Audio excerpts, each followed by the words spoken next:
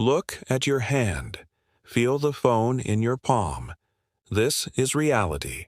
Solid, predictable, Newtonian. Everything behaves exactly as you expect. But beneath the surface of this certainty, everything you see, everything you are, is built from the quantum world, a place of ghosts, of infinite possibilities, of a fundamental, terrifying uncertainty. How did the concrete, classical world you know climb out of that quantum fog? How does this exquisite certainty emerge from that bedrock of chance? The central, maddening riddle of physics is the measurement problem.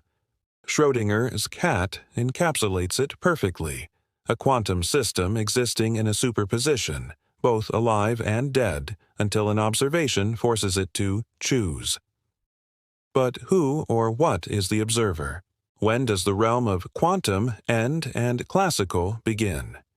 Where, precisely, is the knife edge? For decades, the standard answer has been decoherence. The environment kicks the quantum system, scattering its delicate phase information and making superposition impossible to observe. It's an essential step. The system is no longer isolated. It shares its quantum secrets with its surroundings, and that sharing destroys the fragile coherence needed for quantum weirdness. Decoherence tells us why quantum weirdness disappears. It tells us why superpositions are fragile and decay quickly in the real world. But it falls short. It doesn't tell us why classical reality appears, and, crucially, why we all seem to agree on what that reality is. If an isolated quantum system merely decoheres, it leaves a messy, scrambled relic.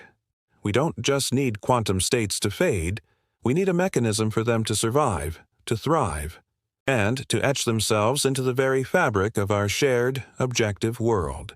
We need Quantum Darwinism. Quantum Darwinism is a breathtakingly simple yet profound idea proposed by physicists like Wojciech Zurek. It suggests that the classical world isn't merely the wreckage of quantum superpositions.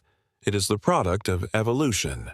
It is natural selection applied to information. Think of it like a whisper in a crowded amphitheater. A quantum system, a photon, an electron, an atom, is born with a range of possible properties, its superpositions. These possibilities are its genetic diversity. Now, the ubiquitous, unforgiving environment, every dust mote, every air molecule, every stray photon, is the selective pressure. Most of the quantum states are delicate, fragile, easily scrambled by interaction. These states are the unfit, and they quickly decohere into oblivion. They are the whispers that die on the wind, leaving no lasting trace. But a select few states possess a crucial, almost miraculous property. They are stable enough to imprint their information onto the environment multiple times, creating numerous, almost identical copies or records of themselves. These are the pointer states. They are the fit states, selected because the environment can most reliably and redundantly copy them. This robust, selective copying process is the quantum equivalent of natural selection. The fittest quantum information survives because it makes the most copies of itself within the surrounding universe. The crucial point is redundancy. If a single observer looks at the environment and sees one record of the quantum system, that record is subjective. But if billions of photons, air molecules, and electrons all contain the same consistent record, a classical fact, then any and every observer who interacts with the environment will arrive at the identical conclusion. This distributed, universally available consensus is objective reality. The environment acts not as a cosmic destroyer, but as a cosmic information broker. It selects, amplifies, and shares the most resilient quantum states, literally building consensus from the bottom up. Quantum Darwinism elegantly solves the subjectivity problem. Why do you and I agree that the moon is there, solid, and currently in its specific orbit? Because the moon's state, its position, its shape, its momentum, has been robustly copied by trillions upon trillions of photons hitting its surface, scattering and reaching every corner of the solar system. The Moon is an excellent broker of its own information. Its sheer mass and structure ensure that only one stable set of properties is consistently copied and amplified by the surrounding environment. The environment has chosen a single, shared reality for the Moon. This framework means the classical world is nothing more than a distributed quantum redundancy. The solidity of your desk isn't an intrinsic property. It's the selected, recorded, and universally agreed upon property. It is a fact that has survived the environment's selection filter. Therefore, the observer doesn't collapse the wave function. That outdated, magical view is obsolete. The observer simply intercepts a pre-existing, overwhelming consensus that was already established by the environment long before they even looked.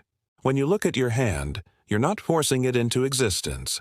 You're just reading the billions of copies of its state that have been floating in the air for millennia. Quantum Darwinism is the intellectual bridge that allows the coexistence of the quantum and classical worlds without a mysterious boundary. It's the mechanism that says, yes, the quantum weirdness is real, but only the most robust, public, and shareable parts of it can survive long enough to become the reality we all inhabit. The implications are profound.